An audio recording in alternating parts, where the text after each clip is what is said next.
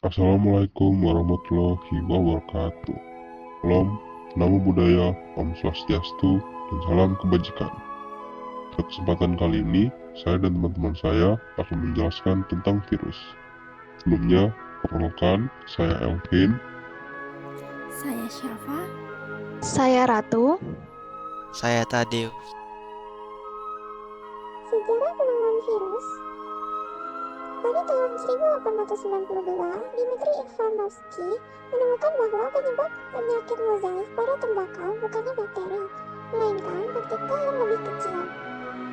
1897, Martinus Beijerinck menamakan partikel itu sebagai virus, yang artinya racun.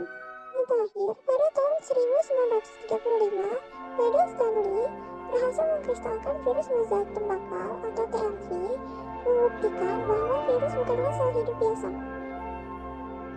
Artian virus. Virus adalah mikroorganisme subseluler atau lebih kecil dari sel yang hanya dapat bereplika atau berkembang biak dalam sel makhluk hidup lain atau inang. Karena itu, virus disebut sebagai parasit agregat intraseluler. Mereka tidak dapat hidup atau berkembang biak sendiri di luar tubuh inang. Oke, kita berlanjut. Selanjutnya yaitu siklus hidup virus. Siklus hidup virus dibagi menjadi 5, yaitu absorpsi, penetrasi, replikasi, perakitan, dan pelepasan. Kita mulai dari absorpsi. Tahap ini merupakan tahap di mana virus menempel pada sel inang dan siap-siap memulaikan penetrasi. Tahap selanjutnya itu penetrasi, itu bagian di mana virus mulai masuk ke dalam sel inang dan mulai menginjeksi materi genetiknya.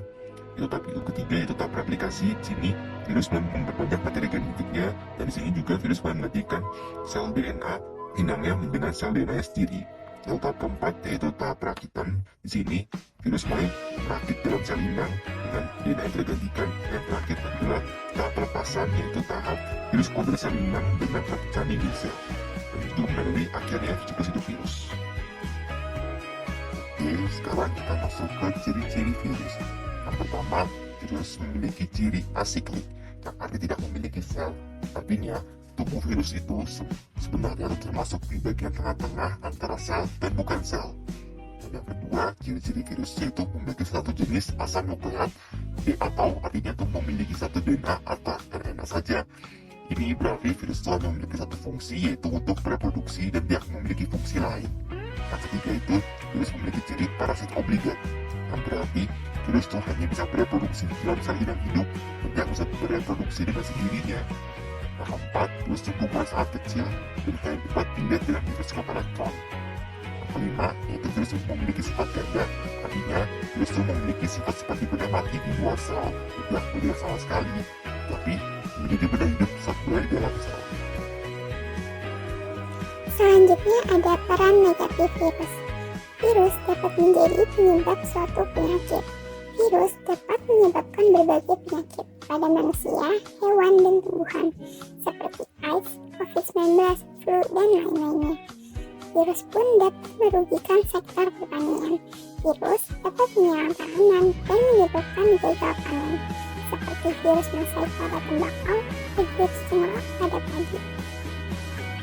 Virus pun memiliki peran positif, seperti dalam kedokteran. Beberapa virus dimanfaatkan dalam terapi gen untuk memperbaiki kelainan genetik pada manusia.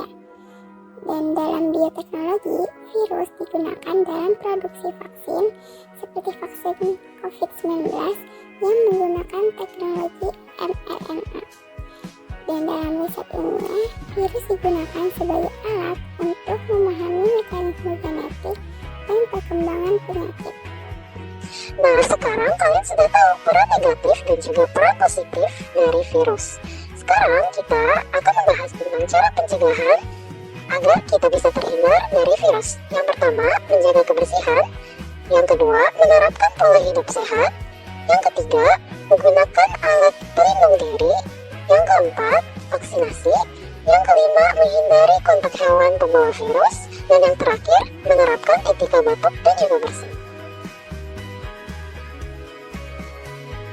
Kesimpulannya, virus memiliki peran yang beragam, baik yang merugikan maupun yang bermanfaat dalam dunia kesehatan dan bioteknologi. Meskipun banyak virus yang berbahaya, berbagai cara untuk mencegah penyebarannya. seperti menjaga kebersihan, menjalani vaksinasi, dan menerapkan pola hidup sehat.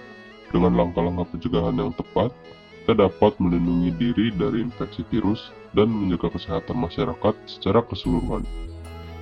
Jadi itulah penjelasan tentang virus. Semoga kalian bisa mengerti dan apa yang sudah dijelaskan. Terima kasih telah menonton.